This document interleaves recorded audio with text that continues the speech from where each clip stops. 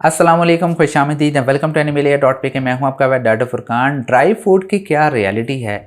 Dry food देना चाहिए या नहीं? ड्राई फूड अच्छा है, कोई मसला तो नहीं होता? वेट रिकमेंड करते हैं या नहीं?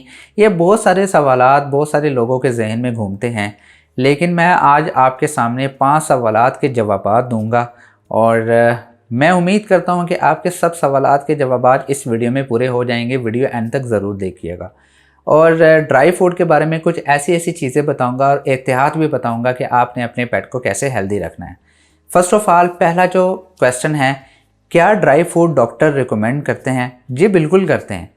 उसकी एक मेन वजह ये भी है, ड्राई फूड जो है वो एक कंप्लीट डाइट है। उसके अंदर हर अज्जा मौजूद होता है, ख़ास तौर पे कार्बोहाइड्रेट्स भी हैं, फ़ैट भी हैं और प्रोटीन भी है। उसमें एक प्रोटीन एक ख़ास स्टैंडर्ड में मौजूद होता है जो कि आपके पेट को ज़रूरत होती है।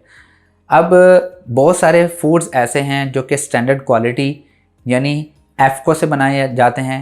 अमेरिकन एसोसिएशन फूड और कंपनी इस तरह का नाम है, और ये एक स्टैंडर्ड फूड्स होते हैं जो अमेरिकन एसोसिएशन है वो उसको अप्रूव करता है। अब बहुत सारे लोकल ब्रांड्स भी हैं वो इस चीज़ का ख्याल नहीं करते। अगर आप कोई भी फूड परचेज़ कर रहे हैं तो आप इस तरह का लेबल उस पर चेक कर सकते हैं, या आप उसके रिव्यूज़ चेक करने के लिए इंस्टाग्राम, फेसबुक, उनकी वेबसाइट वहाँ पर देख सकते हैं। अगर कोई नया ब्रांड पाकिस्तान में या कहीं पर भी आता है तो उसके रिव्यूज़ ज़रूर चेक कर लिया करें, ताकि आपको आइडिया हो कि ये बहुत अरसे से फूड मार्केट में है या नहीं है। सेकंड क्वेश्चन आ जाता है कि ड्राई फूड ही क्यों? और ड्राई फूड इसलिए कि बहुत सारे लोग मसरूफ़ होते हैं भाई।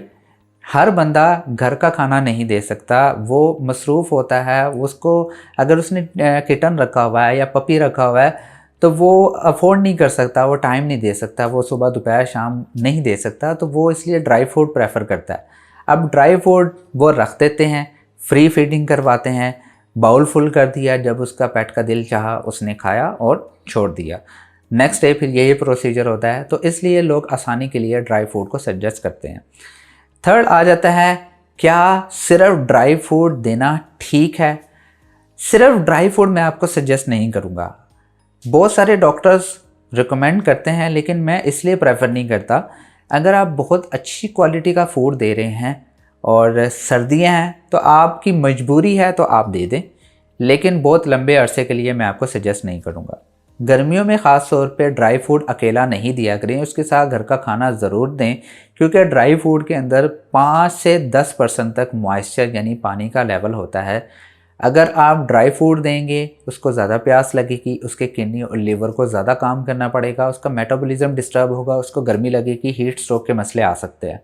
तो इसलिए घर के खाने में चिकन हो गया, बीफ, मटन, सब्ज़ी भी कोई ऐड कर सकते हैं। अगर डॉग और पपी है, कैट्स ज़्यादा पसंद नहीं करती, और साथ में कच्ची लस्सी, दही वगैरह, दही आप कैट को दे सकते हैं, लेकिन आप कच्ची लस्सी और दही पपी और डॉग को दे सकते हैं। नेक्स्ट क्वेश्चन है कि ड्राई फूड की वजह से पेट्स क्यों मरते हैं? ये एक कॉमन प्रॉब्लम है, ख़ास तौर पे पाकिस्तान, इंडिया, बांग्लादेश के अंदर। वहाँ पे जो स्टैंडर्ड क्वालिटी फूड्स हैं वो अवेलेबल नहीं हैं। लोग ख़ुद से फूड्स बनाते हैं विदाउट रिसर्च, या ऐसे इंग्रेडिएंट यूज़ करते हैं जो कि आपके पेट के लिए नुकसानदेह हो सकते हैं।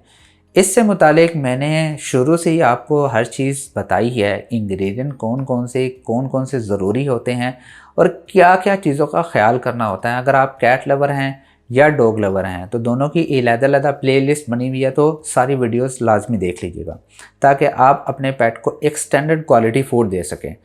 बहुत लंबे अरसे तक जब आप ड्राई फूड देते हैं तो उसके अंदर मसले आते हैं, ख़ास तौर पे किडनी और लीवर का मसला आता है।